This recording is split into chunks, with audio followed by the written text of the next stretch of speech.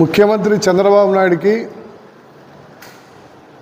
మాజీ ముఖ్యమంత్రి జగన్మోహన్ రెడ్డికి భూమికి ఆకాశానికి ఉన్నంత తేడా కనిపిస్తూ ఉంది. ఎందుకంటే ఆయన పరిపాలనా విధానాలు గత 5 ఏళ్ళు చూసాము.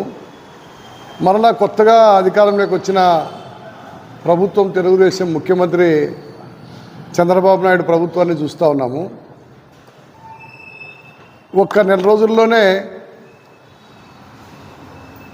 ఈరోజు ఎన్నో మార్పులు రాష్ట్రంలో చూస్తూ ఉన్నాం. గతంలో ముఖ్యమంత్రి పరదాల ముఖ్యమంత్రిగా పేరుగాంచినాడు. పైగా అభివృద్ధి పైన దృష్టి కేంద్రీకరించకుండా కేవలం తాడేపల్లి క్యాంపుకు పరిమితమై ఉన్నాడు. వారి పార్టీ వారు చేసేటువంటి అఘాయిత్యాలు కానీ అన్యాయాలు కానీ ఒక్కరోజు కూడా ఖండించిన పాపాన జగన్మోహన్ రెడ్డి పోలేదు. పైగా ప్రోత్సహించినాడు. వారు మాట్లాడేటువంటి దుర్భాషలు, అప్రజాస్వామిక పదాలు అవన్నిటినీ చూస్తూ నవ్వుకుంటూ అసెంబ్లీలో కూర్చునేవాడు. కానీ అదే ఈరోజు వచ్చినటువంటి ముఖ్యమంత్రి చంద్రబాబు నాయుడు గారు మరి ఈరోజు ముఖ్యమంత్రి పగ్గాలు చేపట్టగానే పోలవరం ప్రాజెక్టు సందర్శన, అదేవిధంగా అమరావతి రాజధాని శిథిలావస్థకు చేర్చినటువంటి వైనాన్ని, ప్రజావేదిక కూల్చినటువంటి పరిస్థితిని, తర్వాత భోగాపురము ఎయిర్పోర్ట్ అభివృద్ధికి తీసుకోవాల్సిన చర్యలు, ఇవన్నిటిపైన ఇప్పటి ముఖ్యమంత్రి పనిచేసే ముఖ్యమంత్రి మాదిరి కనిపిస్తూ ఉన్నాడు. దాంతోపాటు మరి వారి పార్టీ వారిని కూడా ఉపేక్షించకుండా, వారి పార్టీ శాసనసభ్యులైనా మంత్రులైనా ఉపేక్షించకుండా చట్టాన్ని అందరికీ సమానమనే పద్ధతిలో అమలు జరుపుతూ ఉన్నాడు. మంత్రి భార్య పోలీసులతో అనుచిత వ్యాఖ్యలు చేసిందని ఆ మంత్రినే స్వయాన ముఖ్యమంత్రి మందలించినాడు. అదేవిధంగా వైఎస్ఆర్ పార్టీ మండలాధ్యక్షుని ఇల్లు కూల్చివేత ఘటనలో స్వయంగా ఒక తెలుగుదేశం పార్టీ ఎమ్మెల్యే పాలు పంచుకుంటే ఆ ఎమ్మెల్యే పైన కూడా ఈ ప్రభుత్వం కేసు పెట్టింది. మరి గతంలో ఉన్నటువంటి జగన్మోహన్ రెడ్డి ఆయన ప్రభుత్వం ద్వారానే దౌర్జన్యాలు అరాచకాలు చేయించాడు. డాక్టర్ సుధాకర్ హత్య కానీ, అదేవిధంగా సుబ్రహ్మణ్యం కార్ డ్రైవర్ చంపి డోర్ డెలివరీ చేసిన ఎమ్మెల్సీని అభినందించడం కానీ, లేదా అసెంబ్లీలో కూర్చొని వైఎస్ఆర్ పార్టీ శాసనసభ్యులు ప్రతిపక్షాలని అవహేళన చేసి మాట్లాడితే వారిని అందరిని కూడా ప్రోత్సహించడము, ఇలాంటి చర్యలు గతంలో ఉన్న ముఖ్యమంత్రి చూసాము. మరి ప్రభుత్వంలో ఉండి మైనింగ్ మాఫియా మాదిరి జగన్మోహన్ రెడ్డి ఆనాడు తయారైతే ఈరోజు ఇసుక ఉచితంగా ఇచ్చి ఈ ప్రభుత్వం దానికి శ్రీకారం చుట్టింది. మరి అలాంటి ఒక మంచి సాంప్రదాయాల్ని ఈ ప్రభుత్వం నెలకొల్పుతూ ఉంది. దాన్ని స్వాగతిస్తూ ఉన్నాము.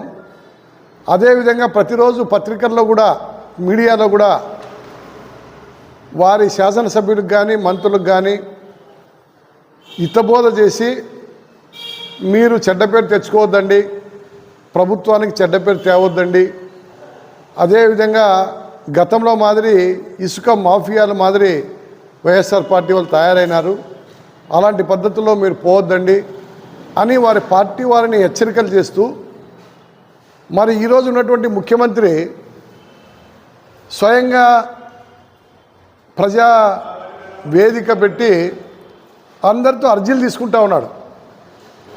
మరి వారి పార్టీ కార్యాలయంలో, సచివాలయంలో, రాష్ట్ర సచివాలయంలో కూడా ఎవరిపైనా ప్రజలు వారి సమస్యలపైన అర్జీలు ఇచ్చేటువంటి వెసులుబాటు ఈ ప్రభుత్వం కల్పించింది.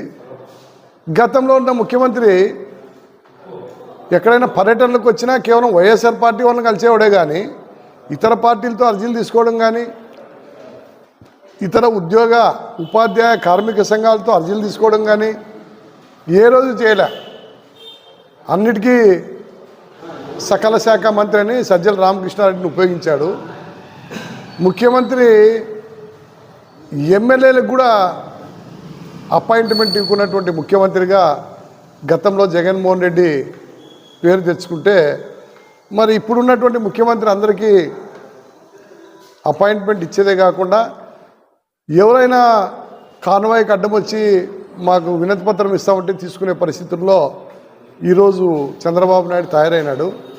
కాబట్టి చంద్రబాబు నాయుడు ముఖ్యమంత్రి కూడా మారిన మనిషిగా కనిపిస్తూ ఉన్నాడు. ఎందుకంటే ఆయన ప్రభుత్వ ధనాన్ని దుర్వినియోగం చేయకుండా ప్రతి పైసాని అభివృద్ధికి ఉపయోగించాలనేటువంటి కాంక్షతో ఈ ప్రభుత్వం పనిచేస్తూ ఉంది. కాబట్టి దీన్ని మేము స్వాగతిస్తూ ఉన్నాము. అటువంటి పద్ధతుల్లోనే ఏ ముఖ్యమంత్రి అయినా పరిపాలించాలి. ఈరోజు తమిళనాడులో ఉన్నటువంటి స్టాలిన్ కూడా మేము అభినందిస్తూ ఉన్నాం. ఎందుకంటే స్టాలిన్ కూడా కేవలం కక్ష సాధింపులే పనిగా పెట్టుకోలే, జయలలిత పథకాలనే నిర్వీర్యం చేసే విధంగా పరిపాలన కొనసాగించిన. కానీ జగన్మోహన్ రెడ్డి అదే పని కొనసాగించినాడు. గతంలో ఉన్న పథకాలని నిర్వీర్యం చేసి ఆ పేర్లు తొలగించేసి మరి ఎవరికి అందుబాటులో లేనటువంటి ముఖ్యమంత్రిగా ఈరోజు జగన్మోహన్ రెడ్డి తయారైనాడు. మరి ఈరోజు నెల రోజులు అయిన తర్వాత కూడా చూస్తూ ఉంటే అతి తక్కువ కాలంలోనే ఈ ప్రభుత్వం వేసే మంచి అడుగులు మనము చూస్తూ ఉన్నాము. అందుకని ఇటువంటి పరిపాలన ఈ 5 ఏళ్ళు కొనసాగాల, దాన్ని ముందుకు తీసుకోవాలని చెప్పి ప్రజలకు అందుబాటులో ఉండే ప్రభుత్వంగా, ప్రజా సమస్యలు పరిష్కారం చేసే ప్రభుత్వంగా, రాష్ట్రాన్ని అభివృద్ధి చేసే ప్రభుత్వంగా ఈ యొక్క తెలుగుదేశం ప్రభుత్వం ముందుకు పోవాలని చెప్పి మేము ఆకాంక్షిస్తూ ఉన్నాము. ఈరోజు మరి పవన్ కళ్యాణ్ ఉప ముఖ్యమంత్రి కూడా ఈ యొక్క పంచాయతీలపైన దృష్టి కేంద్రీకరించి గ్రామాల్లో ఉన్నటువంటి రోడ్లన్నీ కూడా వేయాలని చెప్పనని ఆయన ఆదేశాలు ఇవ్వడాన్ని కూడా స్వాగతిస్తూ ఉన్నాము. మరి ఈ ఆర్థిక శాఖ మంత్రి, ఫైనాన్స్ మినిస్టరు పంచాయతీలకు రావాల్సినటువంటి 253 కోట్ల నిధుల్ని ఆయన ప్రమాణ స్వీకారం రోజే వారి ఖాతాల్లో జమ చేయడాన్ని కూడా హర్షిస్తూ ఉన్నాము. మరి ఇది పరిపాలన. ఈ విధంగా కేంద్ర నిధుల్ని ఏ సంస్థకు చెందాలనో వాటికి అందజేయాలా, పంచాయతీలకు కానీ మున్సిపాలిటీకి కానీ. గతంలో అన్ని నిధుల్ని కూడా జగన్మోహన్ రెడ్డి పక్కదారి పట్టించి మరి కేవలం బటన్ నొక్కే ముఖ్యమంత్రిగా మాత్రమే పేరు సాధించుకున్నాడు తప్ప రాష్ట్ర ముఖ్యమంత్రిగా, రాష్ట్రాన్ని అభివృద్ధి చేసే ముఖ్యమంత్రిగా జగన్మోహన్ రెడ్డి ఏమాత్రం కూడా పేరు తెచ్చుకోలేకపోయాడు. అందుకోసమే ఆ పార్టీ ఓటమి చవి చూసింది.